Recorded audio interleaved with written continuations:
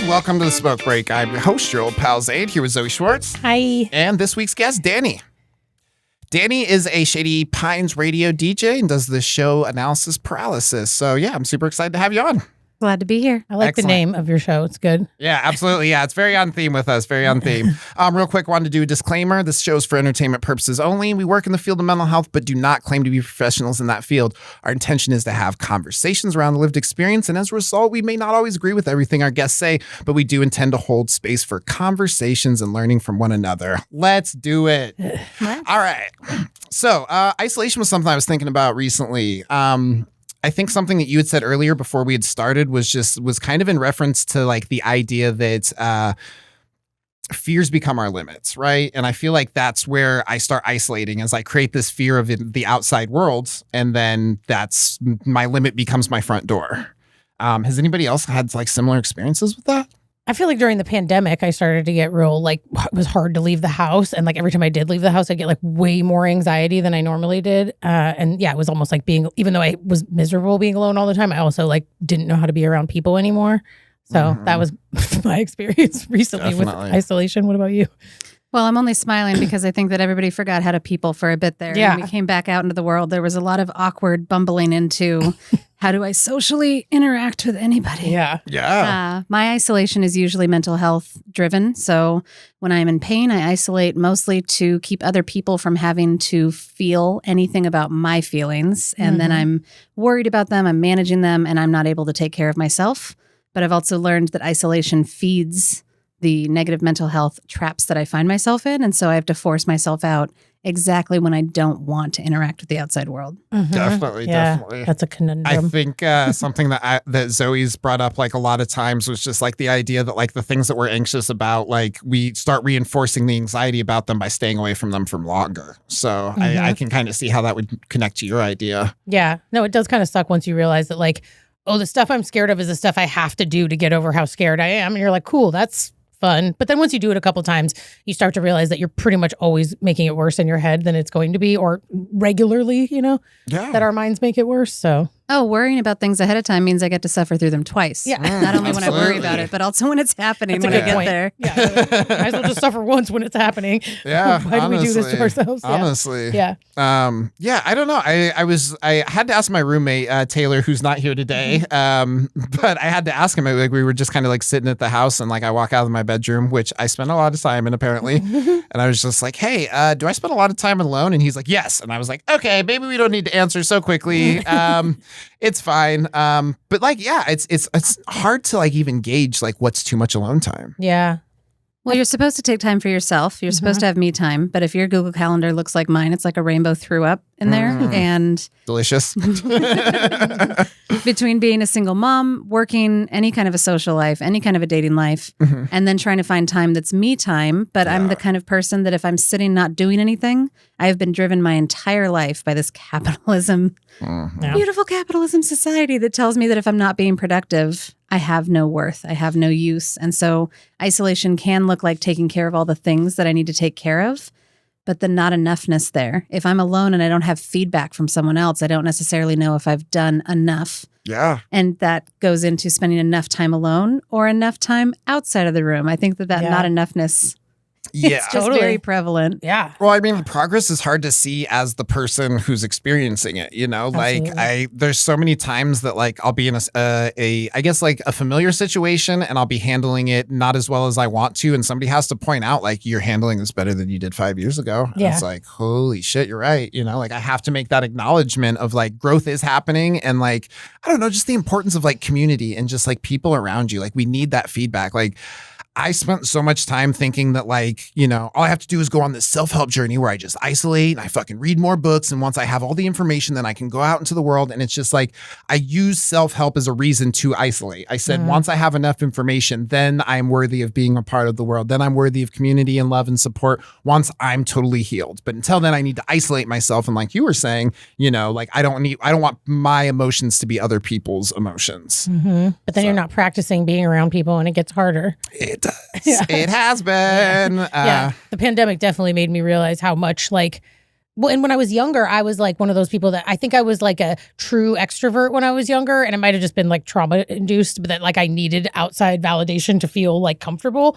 Not validation, but like interaction. I didn't really know how to like make decisions on my own. And like, I don't know, I was just really social. And like now that I've gotten older, I think I'm like a both. I think I'm an extroverted introvert because I get recharged from being around people and I also get recharged from being alone. And I think it's just, finding that balance. And I do feel constantly like kind of going back and forth, trying to figure out like what the right amount of alone time is. But I definitely know, I don't know about you all, but I've definitely gotten better at being alone as I've gotten older, and I've gotten more comfortable being alone as I've gotten older. I don't know. Is that similar? I'm definitely more comfortable being alone, but it took me a very long time to find my limit of how extroverted I can be for how long before I need that alone time. Totally. And I found it when my partner moved in with me, because all of a sudden there was never a night that he wasn't in the house with me. And all of a sudden I started to treasure those hours where the house was quiet. And I spent my entire life with a big family, big friend groups, and then big houses that were big community spaces. There was always someone around. And so even if I wasn't interacting with them, I could hear them somewhere nearby. There was a comfort in that. Totally. Isolation used to look like just not interacting, but being close enough to people that I had the option to. Isolation now looks like having my own quiet space, being able to shut the door, maybe lock it, and just take off every single mask that I've been wearing all day long and just be. And that is the biggest sigh of, I'm not sure if isolation has a negative connotation for you, but when I think of isolating, I do think of it as more of a negative choice. And I think that it's completely healthy and normal to isolate from everything else to take care of yourself. And yet I've almost never looked at it as self-care or me time. When I hear that word. Yeah. That's a good point. Yeah. Because in mental health, like working in the field of mental health, like we say it like it's a negative thing. Like, oh, they're dealing with isolation or they're isolating. Yeah. And of course, like to a certain extent, when it's too much isolation, it does cause problems. But you're right. I think acknowledging that like there's a lot of self-care that's involved in isolation. Well, and I like what you said in regards to being able to take off all those masks. Because like for me, I need somewhere where I can be as sad as I want to be, where I can be as mad as I want to be, where I can be happy and not worry about somebody be like, you're too happy. You know what I mean? It's just like, it feels like, for me, it's like, it's a safety and a comfort of like, you know, I don't have to show up for the rest of the world. I don't have to find all the fucking perfect words. I don't have to, you know, manage all these things. It's just like right here, I can be as messy and as imperfect as I want to be for, I'd say as long as I want to be, but I haven't hit a limit on that. And that's the part that I guess I'm trying to work through is, you know, it's like, what's the difference between alone time and isolation? You know, alone time is something that might help you recharge, but isolation might be something that's draining. Maybe that's the difference, right? Is like isolation is when you're like actively avoiding maybe like the desire to be around, or like you have that tension of like, I know I should be, or I feel like it would be good for me, but I don't want to. And then maybe like alone time is like when you're like, no, I am choosing to be alone. Like, because this is what I need right now. Yeah. It's like you said about the choice. Like it's more of a choice. Yeah. I think that a lot of times isolation can feel imposed. It's imposed on you, even if it's from yourself. It's something that's kind of forced upon you. Yeah. Versus the choice to be alone. I don't consider that.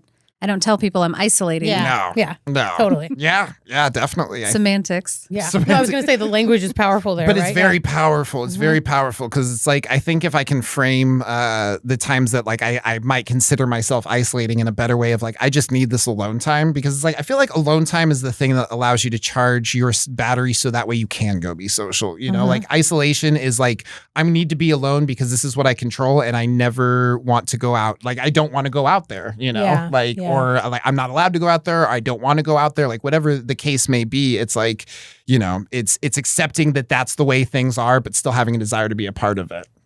Yeah, it has like a negative connotation. I feel like isolation does, just that word in general, and at least in our culture, is we think of it like, oh, they're isolating. That's a bad thing. What was your experience with like COVID? Because I mean, I feel like that's when we all universally kind of got that isolation experience. Yes, absolutely. And we still get to when we get COVID again and again.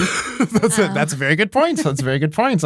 So I recently had COVID and I had to isolate for 2 weeks because I was testing positive and sick for almost 2 weeks. And my son was at his father's house, which was very different from quarantine COVID isolation, where my son was with me all the time. Yeah. And I love my son dearly. He was headed into kindergarten when the pandemic hit. Yeah. And so we spent most of our days, I made sure that we went outside every single day because I thought that it was important to get a little bit of sunlight on our skin and just get some fresh air because we're at home all the time now. And we made friends because we're both extroverts with the neighbors in the neighborhood where we could all be in our yards but yell things across the street at each other as far as the gardening that we were doing. But I think that speaks to the importance of like us trying to get out there, you know, it's just like, what is the form of connection that I can get that's going to satisfy this, like literally like a human need? I do not isolate well. You don't isolate well? I don't. I am one of those extroverts that gets my batteries charged. But not only that, I make friends on the way to the bathroom with strangers everywhere that I go. I cannot help it. I see things in people and I want to let them know, hey, I love what I see you doing, or I love the way that you worded that. And I don't know how to keep those thoughts to myself. I don't have an inside voice. For all the people who have an inside voice that says awful things, I'm glad that yours is just like, I really like the stuff you're working on. You know what I mean? Like that is not the worst intrusive thought ever. But you're not saying you don't have an internal dialogue, are you? Oh no, I have many internal dialogues running all the time. Some people don't. I just found this out recently. I feel like we might have talked about this. I also just found this out. There are people and it's normal that wake up and they have no thoughts until they choose to think about something. What is that? Yeah, I heard they think in like images and I'm like, I don't like, but it's not like a weird, like it's not like a neurodivergent or anything. It's just it's a normal thing that brains do, and we just nobody ever talked about it, like, or that it's a common thing that brains do, I guess is a better way of saying it. So yeah, I was blown away by that. Well, and when you said that for a second, I was like, oh my gosh, is she one of them? I was like, I have to ask more questions. No, I have bubbling thoughts that I feel like sharing with the world. And then I do have plenty of thoughts that I don't share with the world because I don't want people to know how weird I am. Yeah, sure. I think that being able to tell the difference between like, hey, this will help me connect and this will make me feel more disconnected is kind of like a good line to draw. Yeah, no. I guess with isolation, when you feel like you're getting there, like how do you recognize that you're isolating instead of just having alone time? I am sober. I'm 6.5 years sober now. And I would say that some of the biggest times of isolation in my life have been when I was unhealthy enough that I didn't want to affect anybody around me with my issues that were plaguing me. And so when I recognize that I'm isolating, that's usually a really good sign that there is something that I need outside help with. And my isolation looked like the end of my drinking days. My isolation looked like trying to figure out the right medication combo that would make me fit for the world around me and know the difference between those things that are going to make me connected and feel more disconnected. Yep. And so if I'm isolating, it's actually a really good sign for me to check in and figure out what's going on because it's not in my nature. And I think that for someone like you, from what I'm hearing you share, isolating is a comfortable place. And for me, isolating is more of a place where I go so that nobody else is bothered by what's happening to me. But I don't think that there's any healing in being alone. I think that I need community to heal. Yeah. I think that I agree with you in that needing the community part of it and recognizing it. I think that like the isolation for me isn't comfortable. It's like, it's just the fear that something else might be more uncomfortable. So it's like, this isn't as safe as I can be. This isn't as good as I could be feeling because like, I think the thing that we were talking about earlier with isolation is just like, it's the desire to be a part of something, you know, like it doesn't feel like alone time at this point. At this point, it's just like, I want to be a part of things. And like, it feels like I can't, that door, all the scary stuff's on the other side of it. No, that makes sense to me. Yeah, I don't know. I feel like it is tricky to find a balance. I feel like and figuring out like what you're getting from it too, because I think sometimes I get that like back and forth feeling of or like FOMO, you know what I mean? Where I have these days where I'm like I was talking to my boyfriend on the phone the other day, and he was like, I should go to this open mic because I'm supposed to hang with my friend tomorrow after work, and I have this contest, and I want to practice, and I know if I don't do it today, I'm going to regret not doing it, and and he's like, will you feel better tomorrow? And I'm like, we had this whole conversation, and he's like, what do you want to do? And I'm like, well, I want to stay home, but I logically know that going out will make me feel better. Yeah, so just like this kind of back and forth of like which thing is going to, and then that whole like instant gratification versus delayed gratification comes up, right? Because in that moment, sitting on the couch, but I also kind of knew that like tomorrow I'm going to feel lame that I did that. So how do you like decide based on maybe like the next 48 hours, like what the best decision is, That was kind of what I was dealing with. I have a completely different experience there where I get FOMO all the time because part of my show is telling everybody about events happening around town, which unfortunately means I know all the things that I'm missing if I pick one thing. I also have various friend groups and communities that I'm actively involved in. And because I'm a mom, there are nights that I just have to be home with my child whose bedtime is at 8 p.m. And if we're not in bed by 8, we have big feelings about it. So for me, FOMO is a constant thing. And when I stay in, I've had to practice telling myself that I'm doing it to care for myself. Yeah, totally. As opposed to, so I do things for future Dani quite a lot, like the dishes. Yeah. I don't do those for right now, Dani. No. I do those for tomorrow morning, Dani. Same. Yeah. It's become a big thing for me doing the dishes before I go to bed. I was just talking about this earlier. I came home to a clean bedroom the other day and I was like, why don't I clean my fucking room? Like, because everything else went wrong that day. But when I came home to a clean bedroom, I was like, fuck it, this is all I need. It's like my afro being on point, you know? Everything can fall apart as long as this is on point. I'm going to isolate now. My hair's going to look good while I'm doing it. Yeah, exactly. I look great for being alone right now. We're going to take a real quick break and we will be right back with the smoke break. And welcome back to the Smoke Break. I'm your host, your old pal Zane, here with Zoe Schwartz. Hi. And Dani. On this last section, we wanted to talk about loss. I think that loss can look like a lot of different things, but I think that each person's experience with loss is very personal. And I'm curious about what your experience with loss has been. So I've recently had a pretty impactful loss, actually. And I was talking with my son on the way here today. I was telling him that one of the things that we might discuss is loss. And he asked me loss of a person, loss of maybe a toy that you cared about, a pet, maybe losing a friendship, a relationship that you really care about. Yeah. And the loss that we've recently gone through is that I was pregnant. I found out close to Mother's Day that I was pregnant. And within a few days, I found out that it was an ectopic pregnancy. So we knew that I was going to lose it basically from the beginning of finding out about the pregnancy. And very sorry. Thank you. I didn't know much about ectopic pregnancies before this. I didn't know much about miscarriage at all before this. Sure. Because it's not something that's discussed. It's something that's actively encouraged for people to hold on to keep everybody around them from being uncomfortable. And the way that I live my life, which is very out loud, was to share about my experience and to lean on my community for that support during this time. So the pregnancy itself lasted for almost 2.5 months. Okay. Ectopic pregnancies are pregnancies that form outside of the uterus. And so if left to grow, it can be fatal for the person carrying it. Sure. And we live in a state where I was able to get medical care. I was able to seek treatment, have support from professionals, as well as reaching out to my community and sharing what I was going through. I found out from a lot of women in my life that they had gone through this exact same kind of loss. And it is amazing to me that they had never had a place before now. They had never had a person before me to share that with, because except for maybe their intimate partner, perhaps their family, they were encouraged to just keep that to themselves. And I think most people are. Pregnancies are not celebrated until after 3 months, because if you're going to lose one, it's going to be in that first 12 weeks. And the loss of a pregnancy, I read somewhere, it's the loss of 1,000 what ifs. It wasn't losing a child. Wow. It was losing the possible future of having a child. And there are so many possibilities. Yeah. Well, that must have been really hard too, because, you know, I believe you said is that you'd found out that you were pregnant, and then you had found out that it was like from the start that you were going to lose this.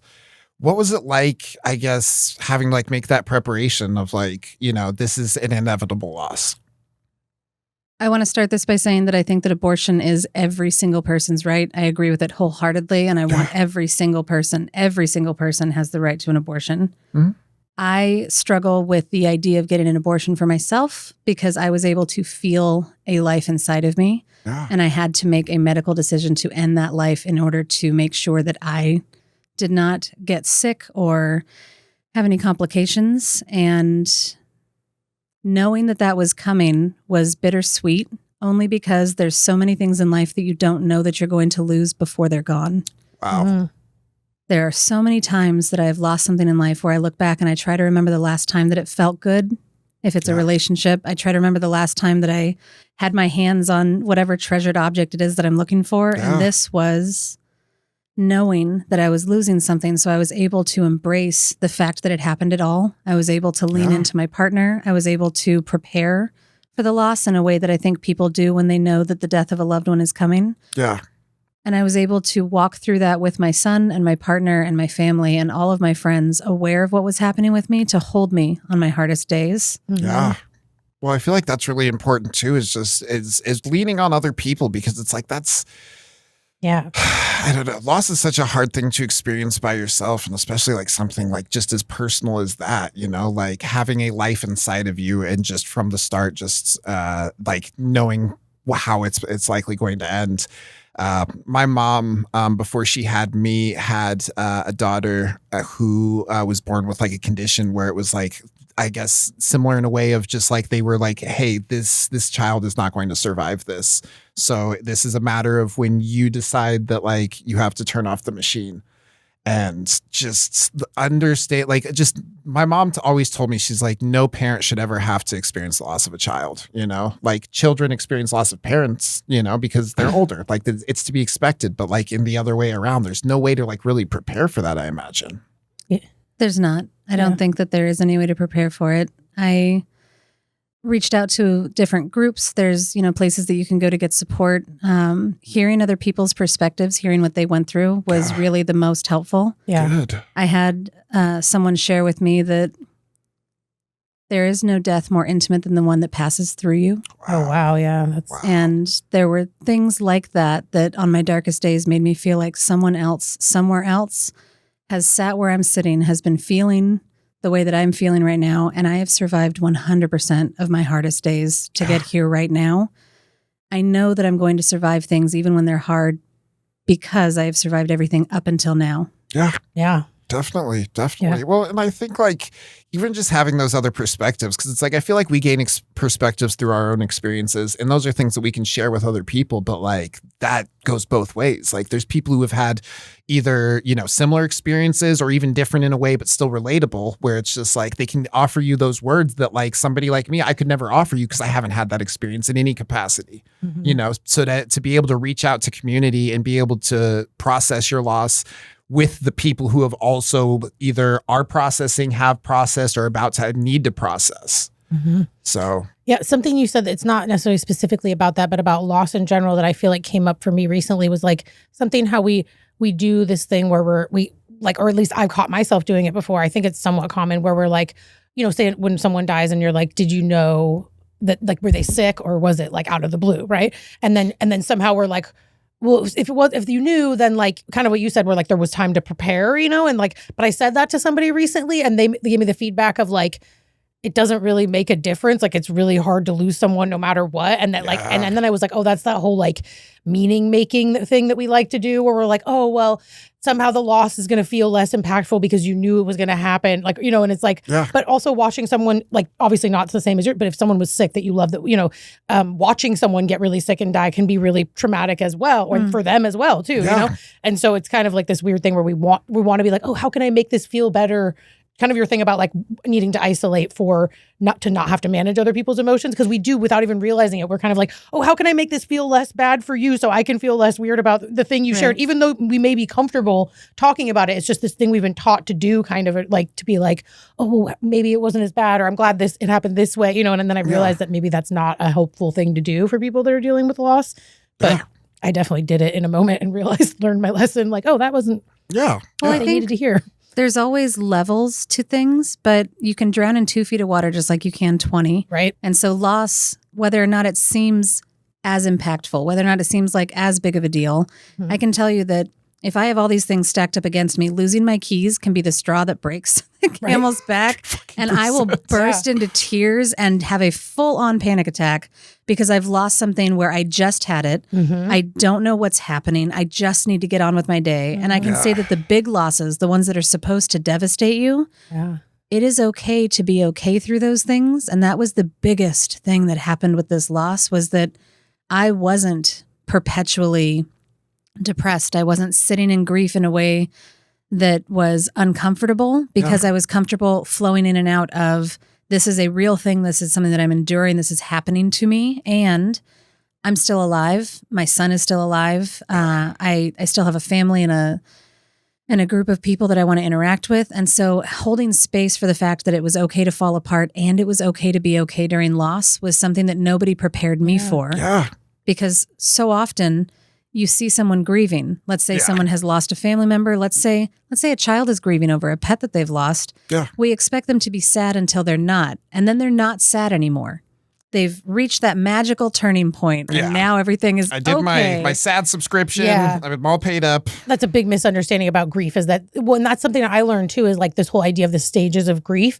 It's like they don't happen sequentially, and there isn't an end point. It's like we just move through, and not that they're all there's different interpretations of stages of grief too. Right. But like we kind of just move throughout them, and that grief is like often like the rest of our life process where we obviously it might like decrease in severity or sadness or whatever, but that you're not necessarily, there's not necessarily an end point to being sad over the loss of someone. You might go like I had a friend who died like when I was 18, and it's just part of my it's changed, but it's still part of my story. It's still part of every year when his birthday comes around, every time, all that. Like, so yeah, I think that's a really good point that like we have the misconceptions about what grief or loss or sadness looks like. Yeah. Well, and I can relate with that. I guess like the idea of like feeling bad for feeling good, because it's like, I feel like that's a very common thing of just like, this really hard thing happened. I should feel bad. And that this really bad thing happened. And it's just like, I almost feel like I'm not allowed to ever feel happiness ever again because this really bad thing happened. And it's like being able to understand that like, whoever we lost, whatever's been lost, like wouldn't want us to just continually be sad without it. Like I think whoever we lost or whatever we've lost would want us to, I think you'd said it earlier, just enjoy having experienced it, having even crossed paths, having even, but yeah, I like what you say about meaning making, because I've realized that a lot of people try to like sum things up to like, well, it made you tougher, and it's just like, motherfucker, I don't want to be tough. Yeah. So fucking sick of being tough. I don't want to have to be strong through things. I want to just live a life of ease and comfort. And I don't think there's anything wrong with not wanting to be strong through it. I really liked what you said. I think that gratitude for loss is something that also isn't taught. Yeah. I think that container for grief gets larger as time goes on. Yeah. And I think it gives you the perspective and enough distance from the emotions that initially are reactions, where you can look at something and you can be grateful for the time that you had with someone. Mm-hmm. I also think that loss we often associate it with people, with things, with attachments that we have. Yeah. One of the other areas of loss that I've had recently is with my health. I've lost my able-bodiedness in a way that I've had it my entire life. Yeah. And I haven't met many people who talk through these things, but loss of hearing, loss of eyesight, loss of autonomy, loss of any of these physical things. It's a very internal journey.